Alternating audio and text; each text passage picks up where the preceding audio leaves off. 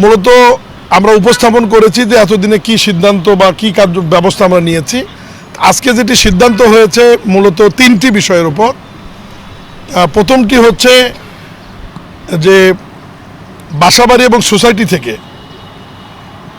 পয় নিষ্কাশনের যে ব্যবস্থাটা সরাসরি সুয়েজ লাইন যেগুলো লেকগুলিতে গিয়ে বা খালগুলিতে গিয়ে পড়ছে, কোন কোন বাসাতে সেফটি ট্যাঙ্ক বা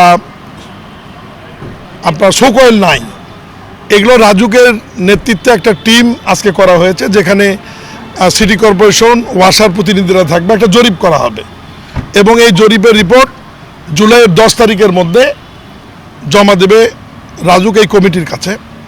এটা হচ্ছে প্রথম।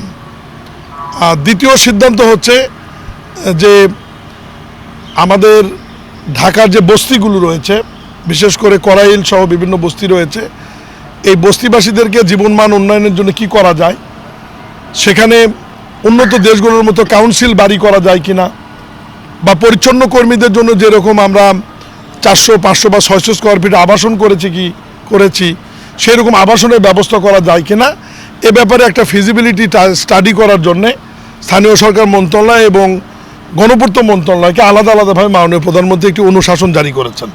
আমরা সেটা নিয়েও কাজ করব। আর আগামীকাল ধানমন্ডি লেক নিয়ে আর একটা মিটিং রয়েছে, সেখানে গণপূর্ত মন্ত্রণালয় এবং দক্ষিণ সিটি কর্পোরেশনের ওনারা থাকবে।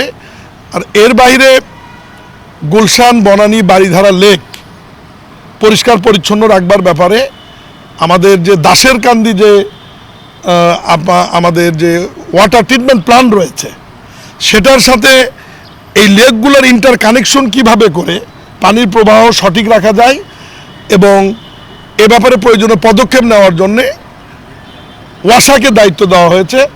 ওয়াসা এটি আগামী 7 দিনের মধ্যে, মানে ঈদের পরেই তারা একটা চূড়ান্ত প্রতিবেদন দাখিল করবে, কত টাকা লাগবে এবং কোন দেশ এটা ফান্ডিং করবে।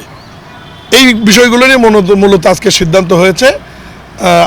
আপাতত এই পর্যন্তই আজকে। হাতিরঝিলের যে লেকটা, জি, এটার ব্যাপারে ফিজিবিলিটি সব মিলিয়ে আমরা যেটা মানে দাসের কান্দি হয়ে এই লেকগুলি হয়ে আবার পানি রিসাইকেলিং যাতে হয়, এ ব্যাপারে একটা প্রস্তাবনা চাইনিজ একটি কোম্পানি দিয়েছে। সেই প্রস্তাবনাটা নিয়েই আমাদের উত্তর সিটি কর্পোরেশন, ওয়াসা এবং ওই কোম্পানি মিলে একটা ফিজিবিলিটি স্টাডি করে কত টাকা লাগবে, বাস্তবায়নযোগ্য কিনা এবং আদৌ সেটা সাস্টেনেবল হবে কিনা, এটা নিয়ে ঈদের পরে একটা প্রতিবেদন তারা দাখিল করে আমরা মাননীয় প্রধানমন্ত্রীর কাছে আবার বসে বাস্তবায়নের দিকে যাব।